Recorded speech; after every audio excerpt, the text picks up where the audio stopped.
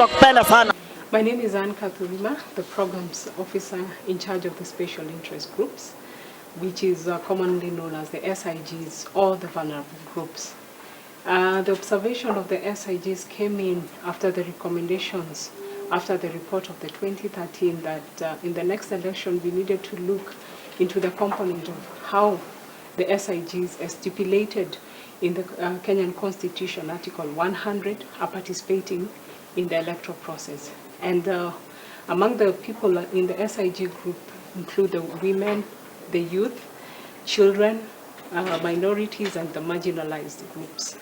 And the 2017 election presented a unique relation in that when they came to the registration of the voters, at least 5 million new voters were put in as new voters who were SIGs. And out of the 19 million registered voters, we had the youth number that was coming in to about 9 million, which was representing the 51% of the total population. Whereas for the women, it was a margin of 47 of the 9.1 million who were representing the total number of the 19 million plus voters in the Kenyan election. So came to the election of the SIGs, we were able to deploy 93 special interest groups observers in the month of April/March, and they were able to observe how the SIGs were participating in the electoral process.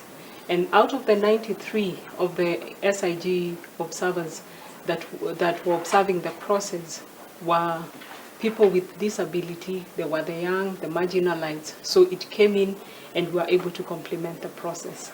And among the things that we were looking into is how they were participating in the process in campaigns, as candidates, as agents, as political party agents, and also as electoral officials in the IEBC.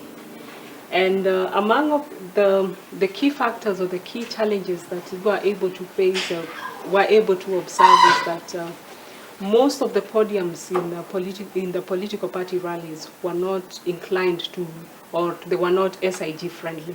In that you find there is a podium and a person with disability was unable to come and address the crowd, or was unable to come to the podium, so they were supposed to be carried into the podium. The others were people with disability who are disability challenged in terms of eyesight, and we could not see, like, there were people who were able to help them when they came for these rallies. Also, sign language interpreters was also another kind of challenge that we were able to witness when we were doing observation. So in overall, the participation of the SIG was wanting, but it is a place that it can be improved further. Then when we came to the demographics of people living with disability, it was a challenge in that IEBC did not have the demographics of how many PWDs we have in the country. According to their statistics, we only had 146,000, but when we went to our member bodies, which is UDPK, United Disability Persons in Kenya, we were able to find out that it was over 6 million. But above it all, I would say, compared to 2013, there was an increase in SIGs in terms of candidature and the people who were seeking office. And we were able to see political parties, at least they were able to increase the numbers of the PWDs, of the SIGs, in terms of the women and the youth.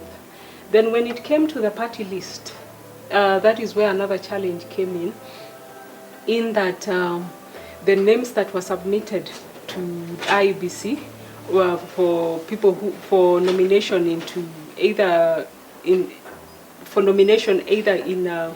parliament or in county assemblies was also wanting. And in this, we saw many people who were SIGs do not get the nomination. And this is a process whereby it can be enhanced further. It can be done differently going forward. But at least it is encouraging to note that in the August House, there are quite a number of SIGs who have been able to be elected and also nominated. Some of the strategies that we put in place in the election observation of the special interest groups was their participation, as I said, earlier, and it also as them, not only as candidates but also as participants in the observation. And SIG was a long-term observation in ELOG, which to me it complemented further the work of ELOG as a citizen body. And one of the interesting things that I was able to witness was that among the people who are recruited to be to work as SIG observers and also in the long-term observation, in the PVT, in the media monitoring, was a significant amount of people who were able to work, were SIGs and were able to work in a new aspect and a fresh aspect whereby it is time to give the young people a chance to enhance the electoral process. We also saw a great number of first-time voters who we were calling them the virgin voters, and they were able to, as much as they were the first-time voters, they were also worked as first-time observers with ELOG. And being the simplicity of the checklist of ELOG, it is easier for anybody who is over 18 years to be able to work with the checklist.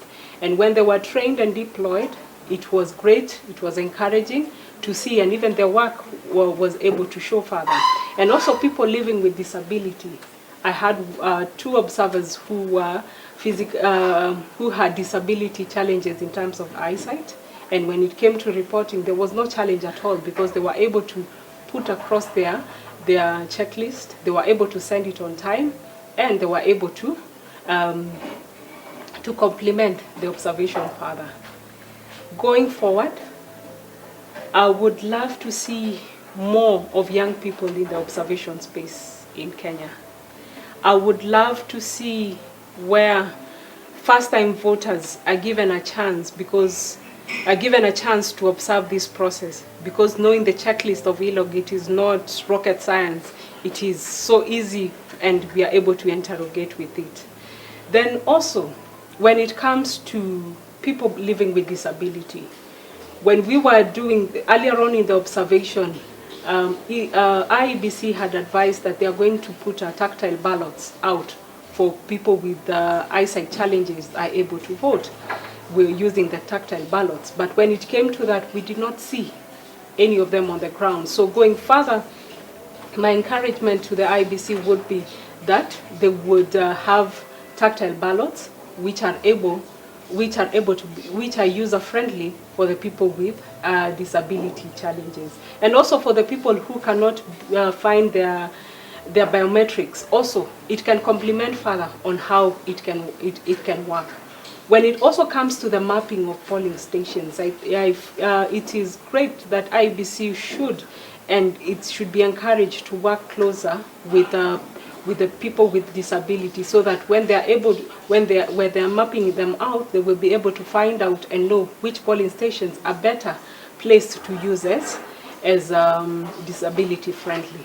Also, in terms of financing, I believe that the parties should be able to finance people living with disability. Yes, it is encouraging that they were able to lower the nomination fees for people living with disability, for the women and the youth.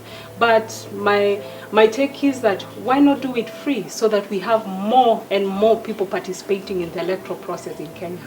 All is not lost, all is not gone, but I believe we can do further, we can do great when it comes to the SIGs. Chaguzi wa 27